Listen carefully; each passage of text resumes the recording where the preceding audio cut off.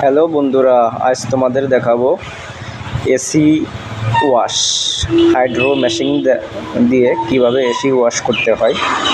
প্রথমে ইনডোরের ক্যাসিংটি সাবধানভাবে খুলে নেবে। এবার জ্যাকেট পরায়ে তোমরা দেখতেই পারতেছো, জ্যাকেট পরায়ে ওয়াশ করা হচ্ছে।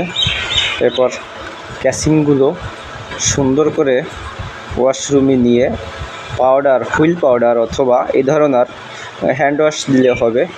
এই ধরনের কোনো কিছু দিয়ে সুন্দর করে ব্রাশ দিয়ে ধুয়ে নেবে, ঠিক আছে। এরপরে এর মাঝে বলি, আমার ভিডিওটি যদি তোমাদের ভালো লেগে থাকে তাহলে সাবস্ক্রাইব করে দেবে এবং ভিডিওটা শেয়ার করে দেবে। কমেন্টের মাধ্যমে যদি কোনো মতামত থাকে আমাদেরকে জানাইতে পারো। তো দেখতে পাচ্তেছো, এরপরে আমরা আউটডোর ওয়াশ করতেছি হাইড্রো মেশিন দিয়ে।